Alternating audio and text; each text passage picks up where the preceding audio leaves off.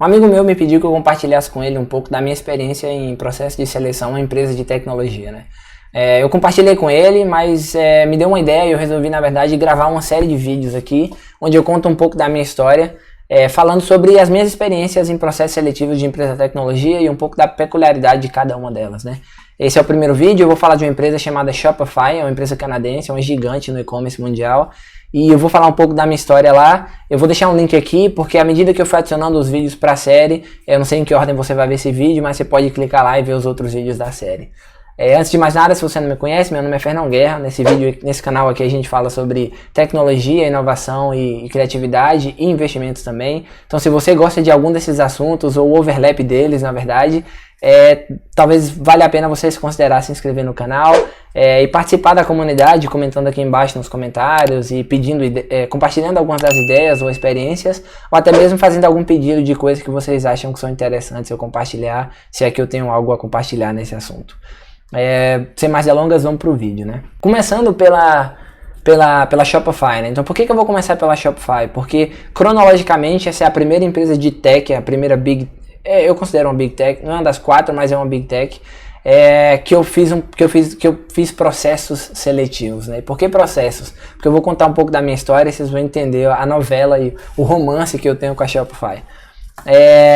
Para dar um pouco de contexto, eu sou brasileiro, sou do interior da Bahia, eu fiz faculdade de computação em Salvador, mas eu já morava no Chile há 2 anos, quando isso tudo aconteceu. Eu trabalhei em agência e depois eu trabalhei em uma startup de tecnologia de experiência de compra que quebrou com 6 meses no Chile. Com isso em contexto, a empresa quebrou, eu tinha 3 anos de experiência, eu entrei em contato com o pessoal da Shopify. Antes disso, eu olhando fóruns na internet, vi um processo seletivo lendo de um cara que morava na Europa e a Shopify tinha pago para ele voar da Europa para o Canadá, onde eles têm o headquarters, né? Então a base central deles fica em Ottawa, a parte de desenvolvimento. Então eles têm escritório em Montreal, tem um escritório em Toronto, que foi onde eu fiz o processo seletivo, né? O time de marketing ficava lá, eu acho que ainda fica, mas e tudo começou assim, né? Eu saí dessa empresa, tinha visto isso e achei muito interessante. Eu fui pesquisar um pouco sobre a empresa e achei a empresa demais, assim.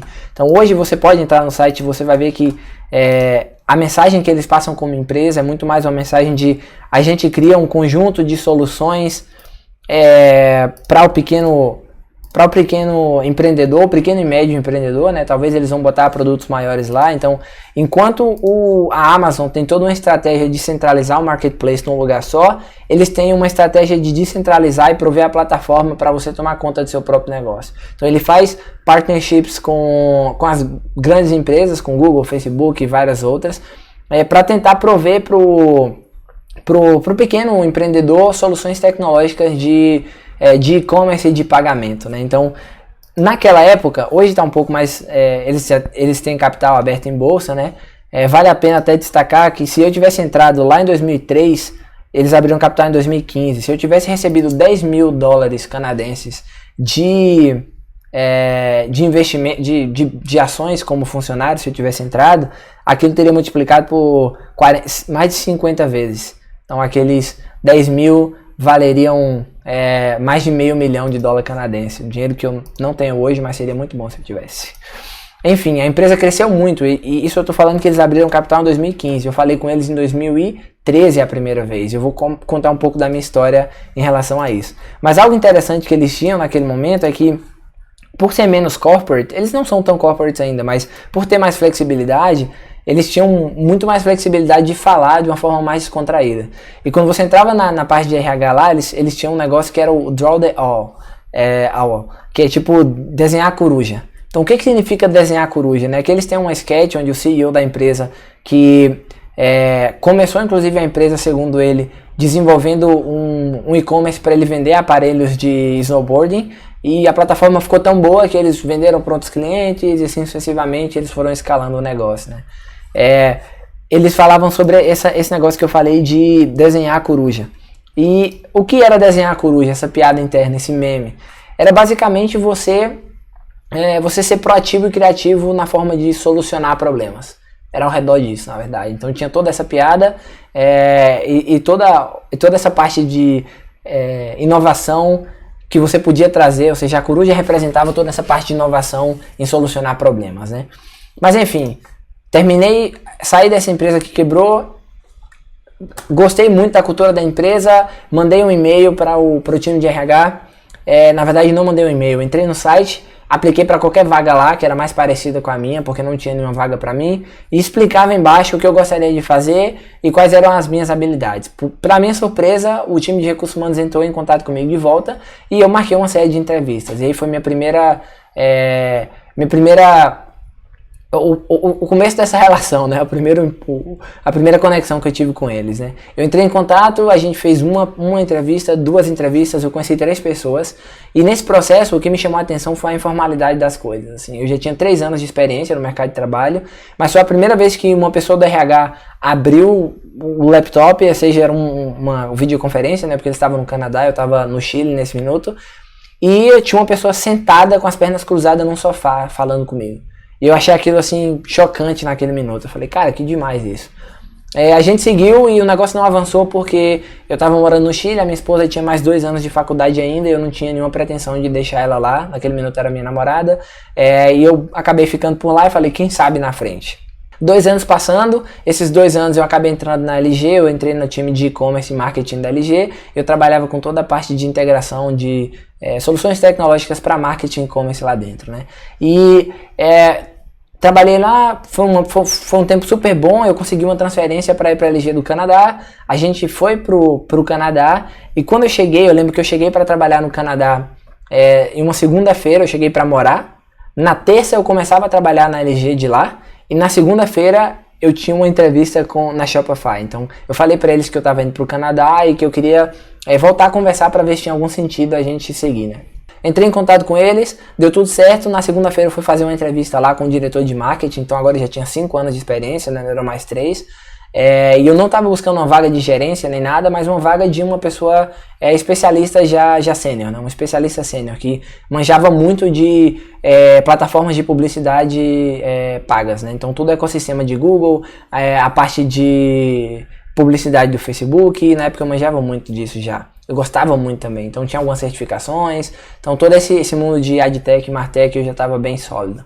Então eu conversei com eles, só que para minha surpresa, quando eu cheguei lá, o cara que ia me entrevistar não foi, porque teve uma nevasca no Canadá, caiu muita neve, o cara morava no subúrbio do Canadá, né? Então ele não conseguiu dirigir para a cidade. Então eu acabei fazendo entrevista com o cara do time dele, não foi a mesma coisa, depois eu troquei uma ideia com ele por e-mail, mas também não foi a mesma coisa, eu resolvi seguir a minha vida na LG do Canadá tranquilo. 9 meses no Canadá, eles entram em contato de novo, e agora quando eles falam comigo, ao invés de eu falar com ele, eu falo, cara, minha proposta aqui é a gente fazer a plataforma crescer na América Latina. Então eu fiz todo um pitch de por que a gente devia crescer na América Latina, quais eram os concorrentes na América Latina, o que eu faria e etc. Eles me deram um dever de casa de criar uma apresentação, não era uma apresentação, era um conjunto de informações onde eu falava de como seria a minha estratégia de go-to-market, como é que eu entraria no mercado da América Latina se eu tivesse nessa vaga que eu estava propondo que existisse, na verdade, né?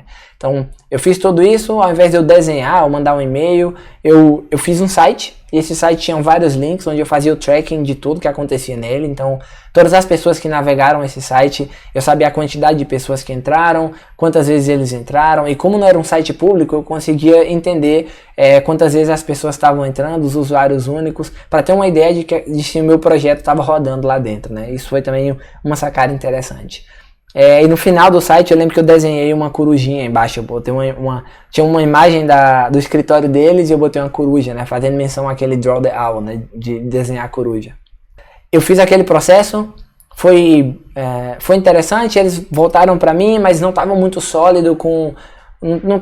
sólidos em relação a, cara, essa não é a estratégia que a gente quer ir. Era 2013 ainda, final de 2013, eles não tinham muita intenção de crescer em outras áreas, porque tinha muito terreno ainda para construir na América do Norte.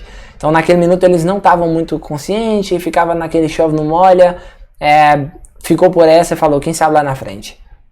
Deu um pause, Depois de 1 ano e meio no Canadá, eu decidi voltar para o Brasil. Apareceu uma oportunidade muito boa. Eu vim trabalhar na L'Oréal para liderar uma área que a gente chamava, iniciar uma área que se chamava Precision Marketing, né, Precision Advertising. E tinha muita coisa para fazer. Eu vim parar no Brasil, trabalhei lá um tempo. E trabalhando lá, com 3 meses, eles me mandaram mensagem de novo. Falando, oh, e aí, tudo bem? Estamos falando com você aqui de novo, agora a gente tá pensando um pouco mais sério em atacar a América Latina e a gente queria ver como é que você tá e tal. Eu falei, cara, o time é muito ruim. Eu acho que eu escrevi até um e-mail pra ele, vou ver se eu acho aqui, dizendo que o time nosso nunca estava sincronizado, porque eu tinha acabado de aceitar um desafio e não estava na hora de fazer isso. Enfim, isso foi o que aconteceu naquele minuto. Eu troquei uma ideia com eles, não deu certo de novo e a gente ficou pendente de quem sabe um dia falar. Mas a moral da história aqui é a seguinte: para as empresas de tecnologia, eles estão sempre contratando muita gente e eles não estão muito preocupados com a especificidade. Eles estão preocupados com pessoas e talentos específicos. Então o que eu aprendi é que eu inventei essa conversa lá desde o começo, inventei uma vaga em 1 minuto que não existia. 9 meses depois, eles estavam convencidos da vaga, mas eu já não estava apto para essa vaga. Então assim, o time nunca casou, mas a minha experiência aqui é que é uma empresa com cultura super boa e está disposta a tomar certos riscos e escutar você. Então, o fato deles terem escutado as minhas propostas para vagas que não existiam foram algo que me marcaram naquele minuto e eu vi que dava para fazer daquilo ali para frente, né? Eu não quero mais alongar o vídeo, essa é a minha experiência na Shopify, eu espero que vocês tenham gostado e fiquem de olho nos próximos vídeos e até a próxima.